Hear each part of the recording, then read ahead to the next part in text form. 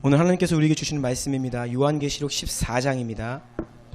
요한계시록 14장 4절과 5절 2절 말씀 함께 봅니다. 함께 요한계시록 14장 4절 5절 2절 함께 읽겠습니다. 시작. 이 사람들은 여자와 더불어 더럽히지 아니하고 순결한 자라. 어린 양이 어디로 인도하든지 따라가는 자며 사람 가운데에서 속량함을 받아 처음 익은 열매로 하나님과 어린 양에게 속한 자들이니 그 입에 거짓말이 없고 흠이 없는 자들이더라. 아멘. 아멘. 오늘 말씀에 앞서서 우리가 한 번 더 기도하기 원하는데요. 나라와 민족을 위해서 한번 우리가 기도하고 말씀 나누기 원합니다.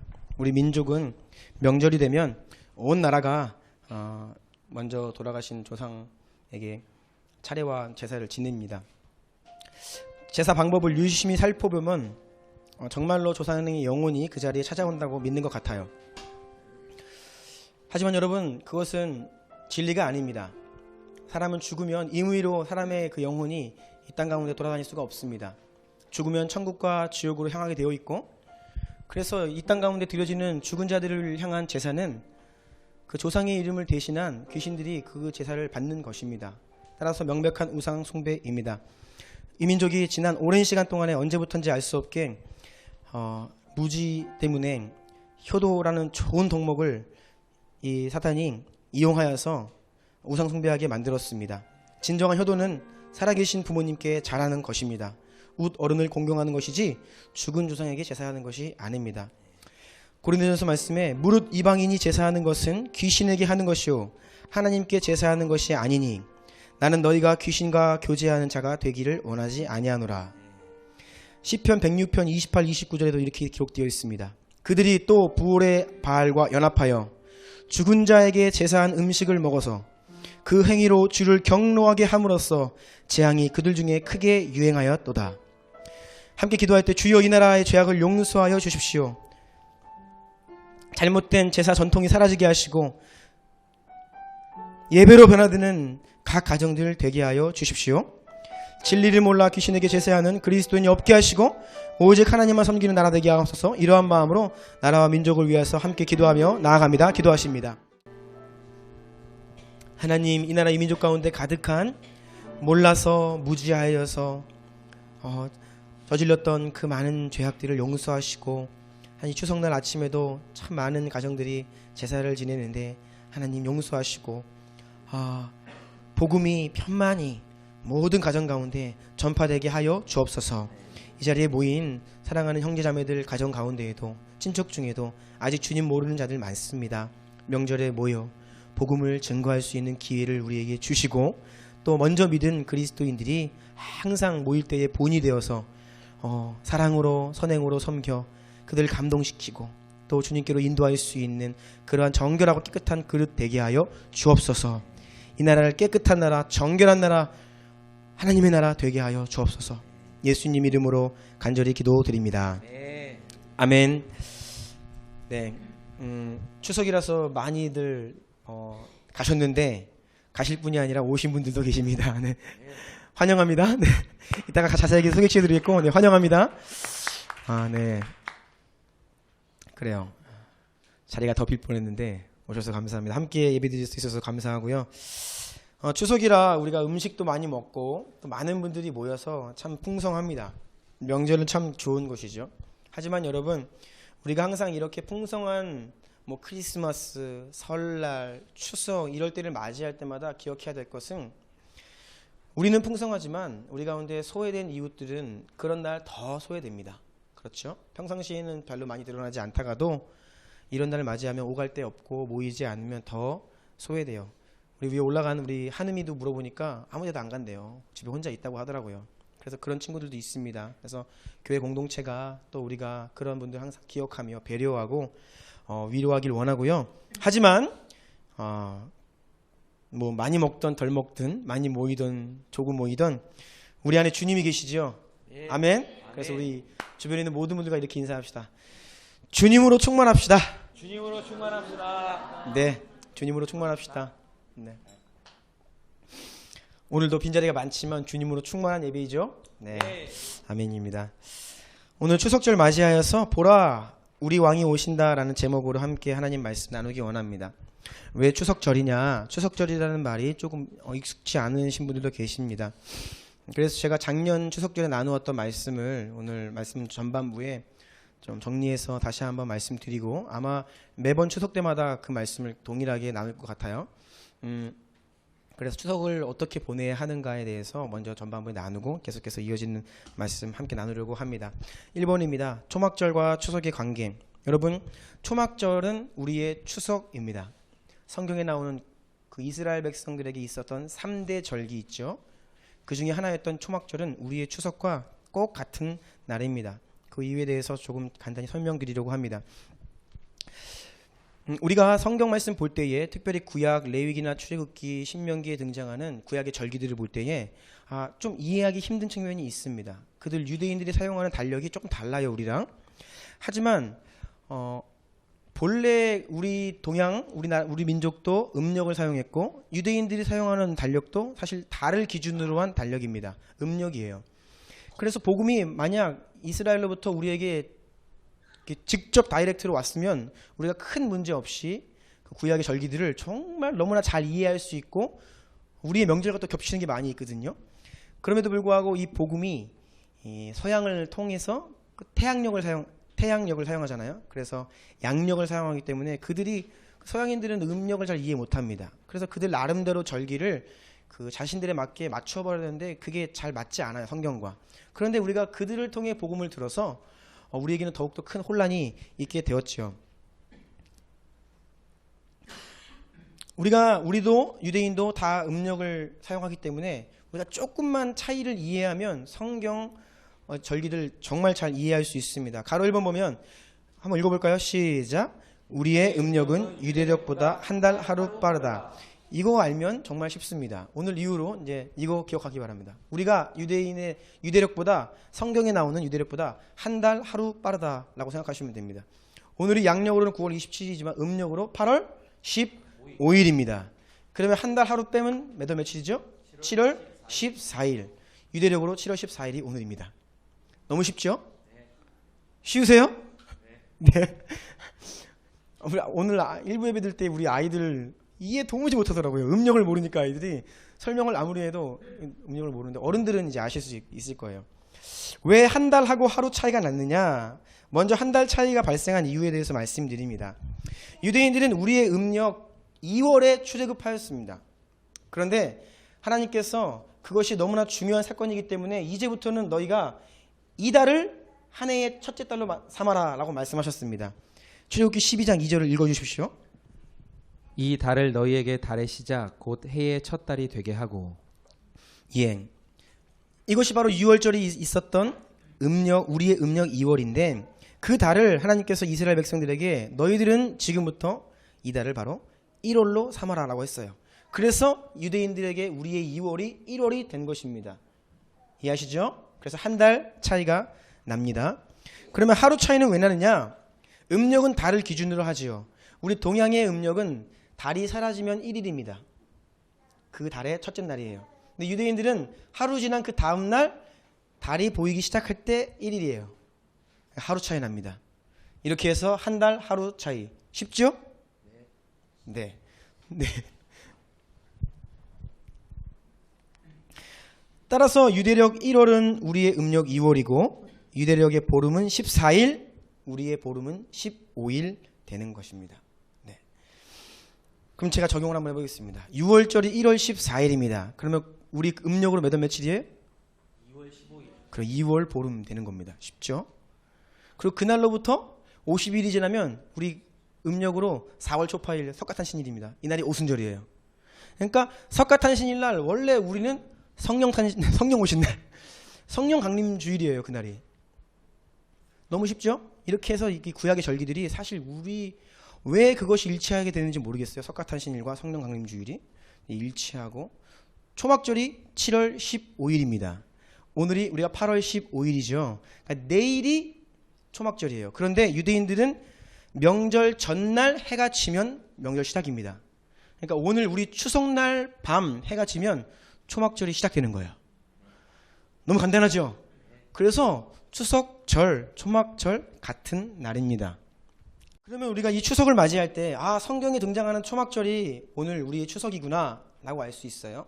그러면 이 초막절의 의미에 대해서 우리가 조금 더 살펴보면 우리가 추석을 어떠한 마음으로 지내야 되는지를 더 알게 됩니다. 초막절은 장막절 또는 수장절이라고도 불리어요. 그 의미 왜 그런지 함께 살펴봅시다. 3번의 A입니다. 먼저 초막절, 즉 우리의 추석절은 가장 기본적으로 한 해 동안의 결실과 소출에 대해서 하나님께 감사하고 즐거워하는 날입니다. 그래서 원래 이 날이 추수감사주일입니다. 원래 추수감사절이 추석이 돼야 해요. 그런데 우리는 왜 한국교회는 11월 셋째 주에 추수감사절을 지키느냐? 그것은 미국 교회의 전통입니다. 미국 교회가 메이플라워 호가 그 핍박을 피해서 신대륙 유럽에 살던 기독교인들이 신대륙을 향해 미국으로 갔지요. 그래서 그들이 농사를 잘 짓고 이듬해에 그 소출을 감사하는 마음으로, 그때가 11월이었어요. 그래서 이제 그것이 미국의 전통으로 추수감사주일 11월 넷째 주간이 추수감사 주간이거든요. 그 전통이 우리나라에 그대로 와서 우리가 11월 셋째 주 추수감사주일을 지키는 것입니다. 근데 이것은 본래 성경의 초막절의 의미인데 미국 교회가 자신의 형편에 따라서 11월 셋째 주로 삼은 거예요. 그래서 우리는 그걸 본래 따라갈 필요가 없습니다. 엄밀히 말하면 오늘이 추수감사 주일입니다. 그래서 저는 어렸을 때부터 추수감사 주일 추수해서 좋은데 추워요. 이미 땅이 다 얼어 있습니다. 왜 그럴까 궁금했는데 나중에 알고 보니까 그런 사연이 있던 것이죠. 그래서 사실 오늘날 한국교회 가운데 이 절기가 재조정돼야 될 필요가 많이 있습니다. 음력을 기준으로 하면 너무나 딱딱 맞고 그 의미도 정확하게 동일해요. 이스라엘의 초막절도 추수감사의 의미가 있었다는 것이죠. 지난 한 해를 되돌아보며 감사하고 기뻐하는 것입니다. 그래서 우리도 이 추석을 지날 때 당연히 지난 한 해 동안 하나님께서 우리 각 개인과 공동체와 나라 가운데 행하신 일들을 기억하며 감사하는 날이 되어야 합니다. 네, 주님께 감사합시다. 네, 우리 교회적으로도 참 감사한 것이 많이 있던 한 해였습니다. 성도님들이 많이 주님을 알아가고 성장하는 모습을 보며 제가 참 기쁘고 감사했고요. 또 특별히 우리가 작년 1년 동안에는 우리에게 많은 기도, 하나님 주십시오 기도했는데 그 중에 한 가지가 선교사 후보생 보내주십시오 기도했어요. 그래서 올해에 이 기도응답으로 우리 박종기 전사 가정이 왔죠. 선교사 후보생으로. 그래서 감사하고, 또 올해 조금 슬프기도 하지만 떠나신 분도 계십니다. 우리 교회를. 하지만 더 많은 분들이 오셨습니다. 그래서 감사하고, 아이들이 벌써 미취학 아동, 영유아들이 7명 됐습니다. 1명 태어났고 2명이 새로 왔어요. 그래서 너무 감사해요. 내년에도 한 영혼 태어나길 바랍니다. 네, 누가 될지 모르겠지만, 네. 계속해서 하나님께 우리가 지난 한 해 동안에 너무나 신실하게 우리 가운데 행하신 주님 기억하며 감사하는 날이 바로 이 초막절 추석이라 할 수 있겠습니다. B 볼까요? 초막절은 장막절이라고도 부릅니다. 왜냐하면 이스라엘 백성들은 이 초막절 기간 동안 일주일이거든요. 7월 15일부터 시작해서 한 주간 광야에 나아가서 텐트를 치는 겁니다. 장막을 치고 지내야 되는데, 그 이유는 그들이 출애굽하여 가나안 땅에 들어가기 전 40년 동안 광야에서 장막 생활을 했기 때문이에요. 하나님께서 그것을 기억하라 말씀하시는 겁니다. 단순히 출애굽한 이후에 장막 생활 40년 기억하라는 의미가 아니라, 당시 이스라엘 백성들은 자신들의 그 텐트에 살면서 어떤 생각을 했냐면, 여기는 내 집이 아니야. 우리가 갈 곳은 저기 약속의 땅 가나안이 있지. 그러한 마음으로 살았다는 것이죠. 그래서 오늘날 이스라엘 백성도, 그리고 우리도 이 초막절을 맞이할 때에 지금 내가 살고 있는 내 집, 내가 지금 살아가는 이 세상이 잠깐 스쳐가는 세상이구나 라는 것을 하나님께서 기억하라는 말씀이세요. 그래서 너희 초막은 끝나고 장차 예수님 다시 오실 때 하나님의 나라, 그 새하늘과 새 땅이 우리 가운데 올 것을 바라보며 그것이 바로 우리의 본향이라는 말씀이시지요. 히브리서 11장 읽어주십시오. 이 사람들은 다 믿음을 따라 죽었으며 약속을 받지 못하였으되 그것들을 멀리서 보고 환영하며 또 땅에서는 외국인과 나그네임을 증언하였으니 그들이 이같이 말하는 것은 자기들이 본향 찾는 자임을 나타냄이라. 네, 언제나 믿음의 사람들은 자신들의 삶이 외국인이다. 여기는 내 땅이 아니야. 난 나그네야. 난 잠깐 살고 있는 거야. 그런 마음으로 살았다는 것입니다. 본향, 내가 본래 있어야 할 곳은 앞으로 오실 영원한 하나님의 나라, 그곳을 바라보는 인생이었다는 것입니다. 그래서 우리도 또한 동일하게 이 초막절 추석을 지날 때에 이곳이 영원한 나라가 아니구나. 여기에 너무 세상에 미련되지 말고, 여기에 너무 욕심 부리지 말고 장차 올 하나님의 나라를 기대하고 갈망해야겠다. 그러한 소망으로 이 시간을 지내야 한다는 것입니다. 세 번째 C입니다. 마지막으로 초막절은 한 해의 농사를 마무리하며 곡식을 거두어 저장하는 절기입니다. 그래서 거두어서 저장한다 해서 수장절이라고도 불립니다. 그런데 여러분, 성경 말씀 보면 추수는 언제나 말 그대로 추수만은 의미하지 않고 영혼 구원을 의미합니다. 계시록에도 보면 추수하시는 예수님에 대해 나오고요. 예수님은 언제나 복음서에서 이 추수를 말씀하실 때 단순히 논밭에 있는 곡식 추수가 아니라 영혼을 구원하는 것, 어떤 이러한 비유로 많이 말씀하셨습니다. 우리 추수감사주일에 가장 많이 부르는 찬송가 뭐 있죠? 넓은 들의 익은 곡식. 딱 이거 안 떠오르면 조금 그래요. 넓은 들의 익은 곡식 찬송가 추수감사주일날 부르는데, 여러분 그 의미를 잘 생각해 보십시오. 결코 벼 추수하자, 열매 추수하자 그런 말이 아닙니다. 1절이 넓은 들의 익은 곡식 황금 물결 뒤치며 어디든지 태양빛에 향기 진동하도다. 여기는 좀 잘 모르겠죠. 후렴은 무르익은 저 곡식은 낫을 기다리는데 때가 지나가기 전에 어서 추수합시다. 왠지 낫 들고 밖으로 나가야 될 것 같은 느낌이 드는데 그러시면 안 됩니다. 이 찬송가는 그 의미가 아닙니다. 2절 볼까요? 추수할 것 많은 때에 일꾼 매우 적으니 열심히 있는 일꾼들을 주여 보내주소서. 뭡니까? 영혼의 추수를 말하고 있죠. 우리가 매일 10시 2분에 누가복음 10장 2절 말씀을 가지고 기도합니다. 우리 전교회가. 무슨 말씀이죠? 아버지, 추수할 것은 많은데 추수할 일꾼이 없으니 우리 가운데 추수할 일꾼 보내주십시오. 이 엘텐2 운동을 지난 1년 동안 우리가 해오고 있습니다. 뭡니까? 영혼의 추수이죠.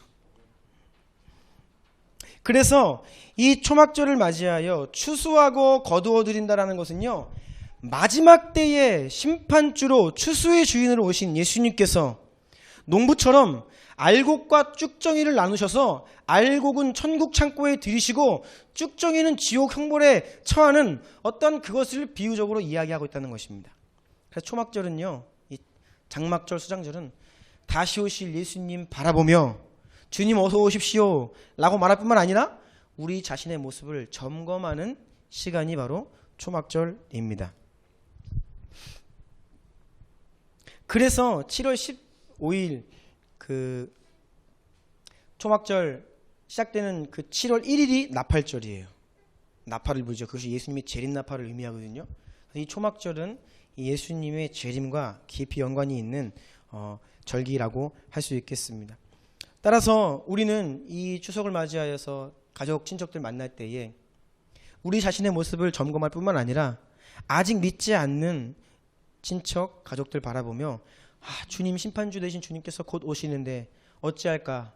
주님, 저들의 영혼을 추수하여 주십시오 라고 기도하며 섬기는 날이 바로 추석이라고 할 수 있겠습니다. 오늘 박 전사님이 기도해 주실 때 말씀하셨는데, 그래요, 명절날이 참 평화롭고 좋아야 되는데 그렇지 못할 때가 많이 있습니다. 특히 우리 며느리님들은 참 힘드실 수 있고, 그래서 우리 남편들이 잘 해야 하고, 설거지를 한 번씩은 꼭 해야 한다. 우리는 항상 그렇게 이야기하죠. 주나님교회 남성분들은 돌아가시면 설거지 필수적으로 한 번씩은 꼭 하시기 바랍니다. 저는 처가댁 가면 할 기회가 도무지 없어서 좀 죄송한데 제가 이번에도 반드시 보이면 한번 하도록 하겠습니다. 그래서 여러분 정리하자면 이 초막절은 감사하는 날입니다. 우리 가운데 감사하는 날, 천국을 소망하는 날, 다시 오실 주님 바라보며 스스로 돌아보고 복음 전하는 날, 이것이 바로 초막절, 추석절의 의미라고 할 수 있겠습니다. 자, 여러분 그럼 오늘 말씀 들어가는데요, 우리가 다시 오실 예수님 바라보자 했습니다. 그렇다면 그분이 어떤 분이신지, 우리가 어떻게 또 그분을 맞이해야 하는지에 대해서 살펴보기 원하는데, 특별히 오늘은 우리의 왕 되신 예수님을 좀 살펴보기 원합니다. 예수님은 우리의 왕이시죠? 네. 모두의 왕이시죠? 예수님. 네. 이것은 단지 영적인 의미가 아닙니다. 그분은 이스라엘의 왕이셨고 저와 여러분 우리 각자의 왕이십니다. 지금도 우주 만물을 다스리시고요. 장차 다시 오셔서 왕으로서 이 세상을 통치하실 분 바로 예수 그리스도십니다. 이것은 실제예요. 따라서 성경을 보면요. 특별히 예수님께서 자신의 왕 되시라는 사실을 굉장히 반복적으로 인치시고 확증하신 것을 우리가 볼 수 있는데 특별히 마지막 한 주간의 예수님의 행적을 보면 예수님 정말 왕이시라는 사실이 만세상에 선포되셨다는 것을 우리가 알 수 있습니다. 그래서 이 말씀 좀 나누기 원합니다. 2번에 1번입니다.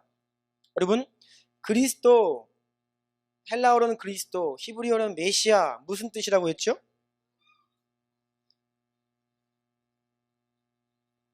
기름 부음 받은 자. 따라하십시오. 기름 부음 받은 자. 네, 우리가 그리스도 메시아 의미 꼭 알아야 됩니다. 그리스도 메시아란 기름 부음 받은 자란 뜻입니다. 기름 부음 받는 이스라엘의 세 직분이 있죠. 제사장, 선지자, 그리고 왕입니다. 예수님도 제사장이시고 선지자이시고 왕이시기 때문에 기름 부음을 받으셔야 했습니다. 그 말씀 그대로 그리스도 메시아 말뜻 그대로 기름 부음 받으셔야 했습니다. 물론 누가복음 4장 18절에 보면 예수님 이렇게 말씀하시는데요. 주의 성령이 내게 임하셨으니 이는 가난한 자에게 복음을 전하게 하시려고 내게 기름을 부으시고 하나님께서 성령으로 기름을 부으셨다는 뜻이에요. 이것은 영적인 의미에서 기름 부음 받은 것이죠. 예수님 실제적으로도 기름 부음 받은 사건이 있는데 그것이 바로 나사로의 누이였던 베다니 마리아가 비싼 향유 기름을 예수님께 부어드린 사건이었습니다. 이것은 예수님께서 십자가를 지시기 위해 예루살렘 성에 들어가시는데 들어가시기 바로 전날 밤 마리아가 자신에게 있던 가장 지극히 비싼 향유 옥합 곧 순전한 나들을 깨뜨려 예수님께 기름을 부어드렸습니다. 이것은 바로 예수님의 왕되심을 예비한 것입니다. 이스라엘 왕은 왕으로 공식적으로 임명되기 이전에 대제사장이나 선지자를 통하여서 기름 부음을 먼저 받아야 됐습니다. 그 다음에 왕 그 자리에 오르실 수 있었는데요. 구약의 예를 보면 때로 대제사장이 그것을 알지 못할 때에 선지자가 사무엘이 하나님의 음성을 듣고 다윗에게 찾아가서 기름을 붓죠. 이해하시죠? 그래서 대제사장 또는 선지자가 장차 왕이 될 자에게 먼저 기름을 부은 이후에 왕으로 올라갈 수 있는데 문제는 예수님이 왕으로 이 땅 가운데 오셨는데 당시 대제사장 예수님께 기름 붓기커녕 죽이려고 앞장선 자였습니다. 대제사장이 그걸 못하면 깨어있는 선지자가 하나님의 음성을 듣고 예수님께 기름을 부어드려야 하는데 세례요한 마지막 선지자 이미 삼수당에서 순교했고 아무도 그 역할을 감당하지 못할 때에 바로 이 베다니의 마리아가 그 역할을 대신한 것이죠. 그래서 예수님 예루살렘성 입성하기 바로 전날 밤 이 마리아는 예수님께 향유옥합 나들을 깨뜨려 예수님께 기름을 부어 왕되심을 인치셨습니다. 굉장히 위대한 사건이었습니다. 두 번째입니다. 이렇게 기름 부음 받으신 예수님 바로 다음날 예루살렘 성에 들어가십니다. 그런데 그때 예수님은 스가랴 선지자가 그로부터 약 500년 전에 예언했던 영원한 이스라엘 왕 메시아에 대한 예언, 그 예언 말씀을 성취하심으로 자신이 열방의 왕이심을 선언하셨어요. 스가랴 말씀 읽어 주십시오. 시온에 따라 크게 기뻐할지어다. 예루살렘에 따라 즐거이 부를지어다. 보라 내 왕이 내게 임하시나니 그는 공의로우시며 구원을 베푸시며 겸손하여서 나귀를 타시나니 나귀의 작은 것 곧 나귀 새끼니라. 스가랴 선지자가 500년 전에 예언을 미리 했습니다. 장차 영원한 이스라엘 왕 메시아가 오시는데 그는 겸손하시어 나귀의 새끼를 타실 것이다. 이 말씀은 예수님도 아시고 모든 백성들도 다 알고 있던 말씀입니다. 그래서 예수님께서 제자들을 보내요. 너희가 그 성문 곁에서 보이는 나귀를 끌고 와라. 나귀 새끼를 끌고 와라. 말씀하시죠. 그리고 말씀하시는 게 제자들에게 만약 그 나귀 새끼 주인이 뭐 하는 거냐 내 나귀 가지고 이렇게 물어보면 주님께서 쓰시겠다 하라. 이렇게 말하면 줄 거다라고 말씀하셨어요. 사실 이 말씀이 잘 이해가 안 되죠. 갑자기 왜 웬 사람이 와가지고 나귀를 훔쳐가는데 뭐 하는 거야? 했더니 주께서 쓰시겠다. 그러니까 가져가세요. 네, 이게 잘 이해가 안 되죠. 왜 그러냐 하면, 자, 설명드리겠습니다. 당시의 이스라엘은 예수님을 메시아 후보 1순위로 지금 다 바라보고 있어요. 사람들이요. 기적을 행하시고 놀라운 분이다. 저분은 정말 메시아야. 정말 메시아가 왔어. 이렇게 기대가 한창 고조되어 있던 시대였습니다. 모든 백성들이 예수님만 바라보고 있고, 그러니 예수님이 어느 동네 가시면 다 몰려오는 것이에요. 쉴 틈도 없이. 그래서 그 모든 스포트라이트를 예수님 받고 계셨어요. 사람들이 막 메시아로 기대하고 있었습니다. 그런데 이 스가랴 말씀 백성들이 알까요, 모를까요? 압니다. 이스라엘 백성들은 메시아에 대한 예언 말씀 정확히 압니다. 장차 올 메시아는 겸손하여 나귀 새끼를 타신다는 것을 누구도 다 알고 있어요. 그리고 지금 예수님께서 어젯밤에 이스라엘 곁에 오셔서 주무셨대. 내일이면 이제 이스라엘에 들어오실 거야. 이제 왕 되시는 거야. 그분이 왕 되시면 로마의 압제에서 우리를 해방시키시고, 이러한 기대감으로 모든 이스라엘 백성들이 들떠 있는 것입니다. 특별히 예루살렘에 사는 사람들이. 그러한 가운데 나귀 새끼를 달라 할 때 왜 가져갑니까? 예수님께서 쓰실 건데요. 그러면 내어주는 거죠. 이러한 공감대가 다 있는 것입니다. 그래서 예수님은 그 예언의 말씀대로 나귀 새끼를 타시고 예루살렘 성에 입성하십니다. 세 번째입니다. 예수님께서 그렇게 기름 부음 받으시고 나귀 새끼를 타시고 예루살렘 성에 들어갈 때에 백성들은 다음과 같이 환호했습니다. 다 같이 요한복음 12장 13절 읽겠습니다. 시작. 종려나무 가지를 가지러 나가 외치되 호산나 찬송하리로다. 주의 이름으로 오시는 이 곧 이스라엘의 왕이시여 하더라. 아멘. 모든 백성이 그냥 어떻게 하다가 보니까 예수님 지나가시네, 그냥 이게 한 게 아니에요. 기다렸고 그분이 예루살렘 성에 들어오는 날을 예비한 것입니다. 그래서 예수님께서 드디어 나귀 새끼를 타시고 그 스가랴 예언대로 예루살렘 성에 들어오시자 모든 백성이 종려나무 가지를 흔들며 환호했어요. 호산나. 이게 무슨 뜻이냐면요, 이제는 우리를 구원하세요. 이제는 우리가 더 이상 안 됩니다. 이제는 구원하십시오. 그런 뜻입니다. 그러면서 이스라엘의 왕이시여 라고 예수님을 자기들의 왕으로 추대하며 환호한 것입니다. 그래서 이 광경을 본 종교 지도자들이 시기 질투했죠. 마지막으로 네 번째이죠. 예수님께서 십자가를 앞두시고 로마 총독 빌라도와의 신문에서 빌라도가 이렇게 묻습니다. 네가 진정 유대인의 왕이냐? 그때의 빌라도의 질문에 예수님께서 네 말이 옳다라고 말씀하셨습니다. 그래서 빌라도는 예수님께서 달리신 십자가 위에 유대인의 왕 나사렛 예수라는 편말을 붙여 놓음으로써 예수님이 열방의 왕으로 선포되신 겁니다. 이렇게 예수님은 우리의 왕이십니다. 계속해서 성경은 우리의 참된 왕, 유일한 왕, 만왕의 왕으로 예수님을 이렇게 말씀하고 있습니다. 3번입니다. 자, 왜 이렇게 예수님의 왕되심에 대해서 오늘 말씀을 나누냐면요, 초막절은 예수님의 재림을 바라보는 날이라고 했지요. 앞으로 오실 예수님을 바라보는 날입니다. 나팔소리 울려 퍼질 때에 우리에게 예수님께서 오시고 새하늘과 새 땅이 우리 가운데 시작됩니다. 그런데 여러분, 우리가 기다리는 그분, 왕으로 오시는 예수님을 맞이하는 우리가, 누가 왕으로 오시는 예수님을 맞이할 수 있냐면 바로 지금 오늘의 삶을 예수님을 왕으로 모시고 사는 자가 앞으로 장차 왕으로 오실 또 예수님을 맞이할 수 있다는 것입니다.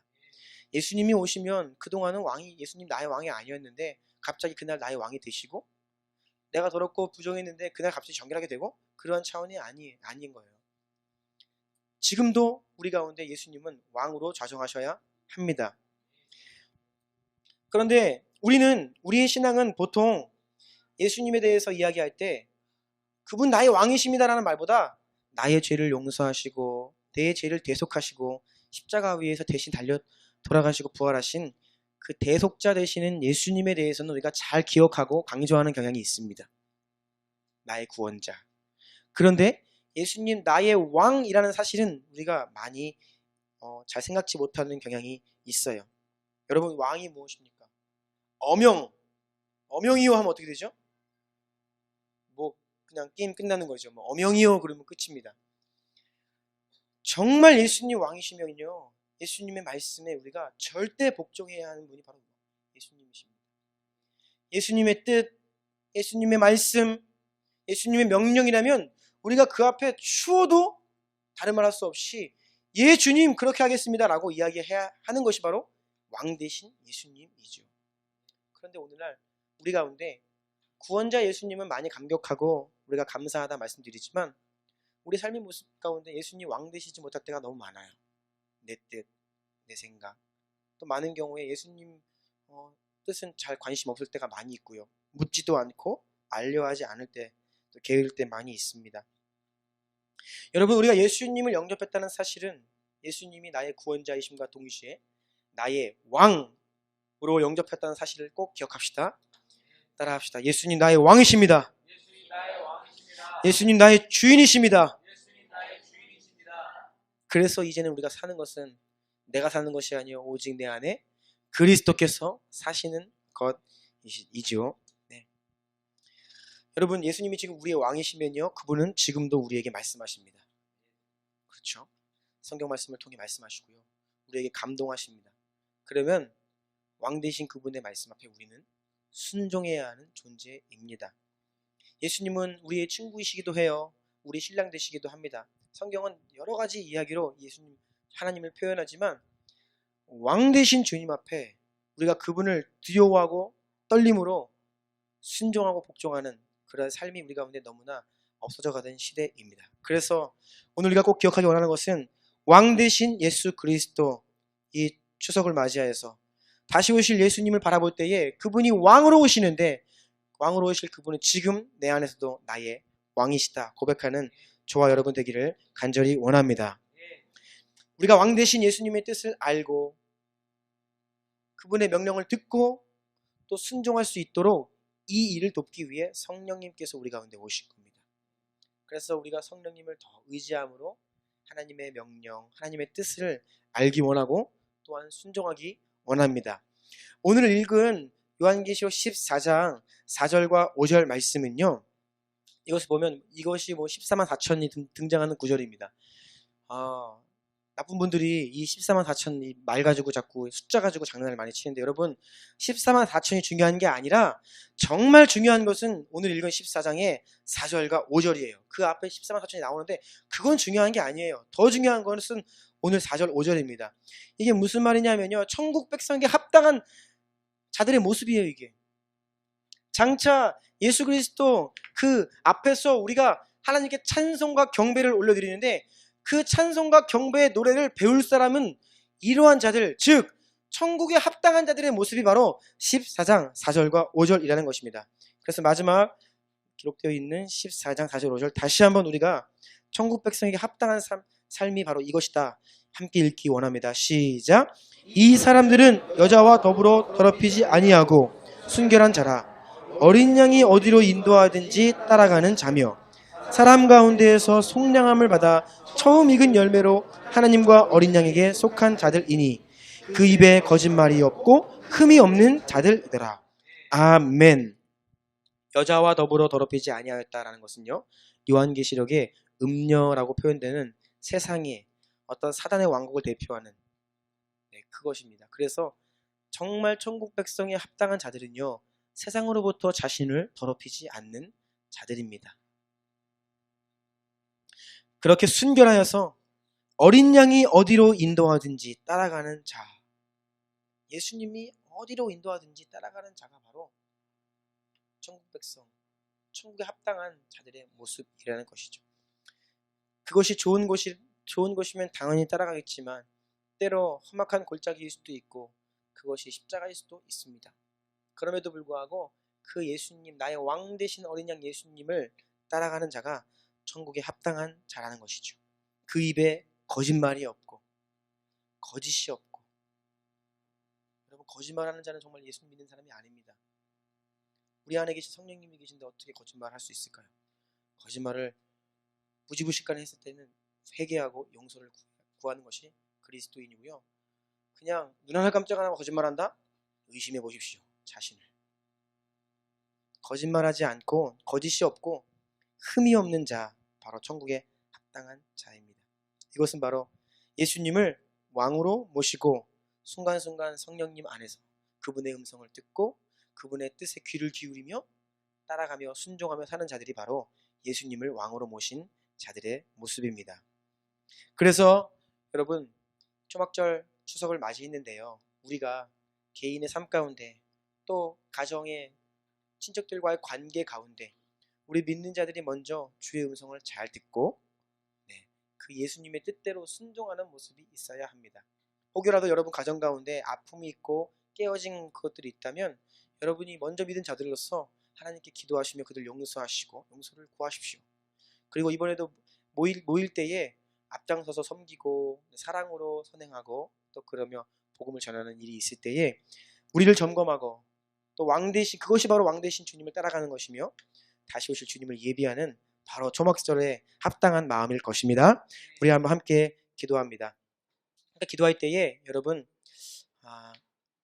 초막절의 의미는 감사라고 했지요. 우리 안에 지난 한 해 동안에 주께서 행하신 일들, 여러분의 인생 가운데 가정 가운데 행하신 일들을 감사하기 원합니다. 더 감사하기 원합니다. 그리고 이 땅 위에 소망 두지 아니하고 영원한 하나님 나라 바라보며 살아가는 우리가 되기를 기도하시고요. 추수와 심판의 주인이신 다시 오실 예수 그리스도 바라보며 우리 자신의 모습을 되돌아보고 또한 믿지 않는 친척들을 위해 우리 한번 간절히 기도합시다. 혹여라도 아직도 제사 드리는 집안이 있다면 그 제사가 나를 통하여 복음이 전파되어 예배로 변화되게 하옵소서. 우리 이 시간 이러한 마음 가지고 한번 간절히 기도하며 나아갑니다. 기도하시겠습니다.